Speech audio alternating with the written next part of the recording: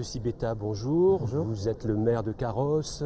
J'imagine qu'aux portes de Nice, il n'est pas toujours très facile d'aménager son territoire. Et pour vous, c'est une préoccupation. Alors vous y prenez comment pour garder une cité équilibrée?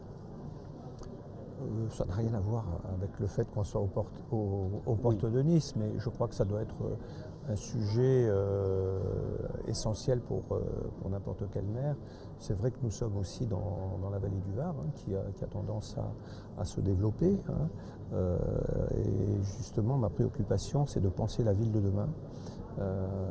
Bien sûr en étant très ancré sur ce qui existe aujourd'hui, en particulier en préservant la qualité de vie de chacun de nos concitoyens, en matière de propreté, de sécurité, de transport, etc.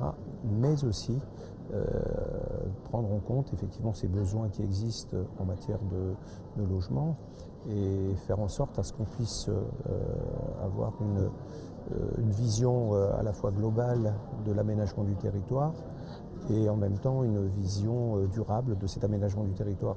Par exemple, moi, je considère qu'il faut bien sûr du logement, on va en faire, mais pas à n'importe quel prix. Et tout en ayant bien à l'esprit, en tout cas dans le schéma directeur d'aménagement du territoire, j'ai pris en compte le fait qu'il faut qu'il y ait de l'agriculture. Il faut qu'il y ait Quelle place pour l'agriculture? Importante pour moi. Oui.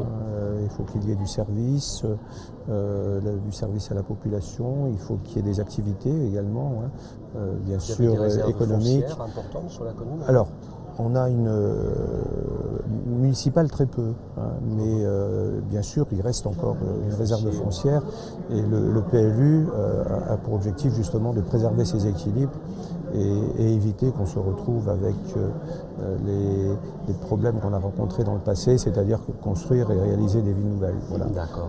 Cela m'amène vers la transition énergétique. Je crois que c'est un axe fort de votre action. Je crois une préoccupation. Vous avez parfaitement raison, mais je crois qu'aujourd'hui, ça doit être un axe fort de tous les maires. Concrètement, il se traduit comment? On ne peut pas faire semblant que ça n'existe pas. Ça se traduit par justement une préoccupation permanente. Dès qu'on réalise un projet, on se dit est-ce que ce projet rentre bien dans le cadre d'une approche de développement durable ou en particulier bâtiments durables méditerranéens. Moi, il y en a 2 qui sont actuellement en cours de réalisation, l'école Simone Veil et un centre de santé. Et dans les 2 cas, on est très attentif pour avoir justement le label OR en matière de VDM, c'est-à-dire celui qui prend en compte le maximum de considération pour préserver l'écologie. Mais pas que ça. Le fait de développer l'agriculture, on est complètement dans cette démarche. Le fait de développer des circuits courts, on est complètement dans cette démarche. Et aussi, je vous donne un exemple, là dernièrement, on me propose pour la construction d'un parking des brises soleil. Et je me dis à quoi ça sert. C'est bien, mais au lieu de mettre des brises soleil, je pense qu'on a plutôt intérêt à mettre des panneaux photovoltaïques. Là, on me demande par exemple de revoir le toit de la piscine. On me dit, vous savez, c'est les piscines tournesol, il y en a 1000. On me dit, il faut le refaire. Je dis, oui, mais bon, ça va coûter de l'argent. Mais si c'est simplement pour les refaire, sans prendre en compte cet aspect énergétique, ça ne m'intéresse pas. Donc j'ai demandé, justement, y compris, j'ai été voir une start-up en me disant, écoutez, essayez de me proposer quelque chose. Vous voyez avec celui qui a fabriqué ces piscines, si vous pouvez proposer quelque chose d'innovant. Et au lieu de faire un simple toit, on en fait un toit qui va produire de l'électricité. Voilà. Donc c'est en permanence, on doit avoir en permanence ces préoccupations. Alors très rapidement, le nerf de la guerre, c'est le financement. C'est une préoccupation pour un maire comme vous? Je crois que c'est la principale préoccupation parce que si on n'a pas d'argent, on ne peut rien faire. Voilà. Alors on a beau faire des économies et donc moi j'ai fait un maximum d'économies dans tous les domaines, on arrive à un moment donné, on ne peut pas aller plus loin parce que si on veut préserver les services publics, on est limité.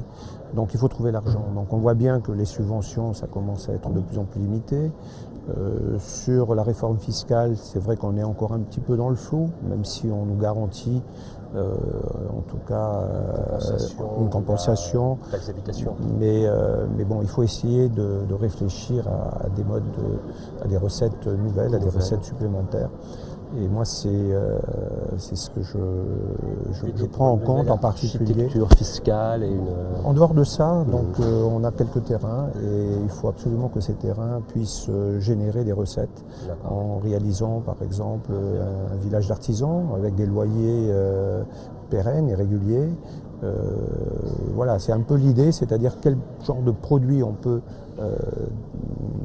imaginer pour générer des recettes pérennes et durables pour les collectivités qui viennent compléter et se substituer même, on va dire, au manque de recettes, que ce soit de la part de l'État et peut-être au niveau fiscal aussi, parce qu'on sait très bien que nos concitoyens détestent des augmentations d'impôts, même si quelquefois et souvent c'est d'ailleurs justifié, parce que cet argent est réinvesti en matière d'investissement et donc en matière de qualité de vie, ça ne suffit pas. Il faut être très vigilant à ce niveau-là. Merci beaucoup, Monsieur Sibetta. Je vous en prie, Bonne merci journée. à vous.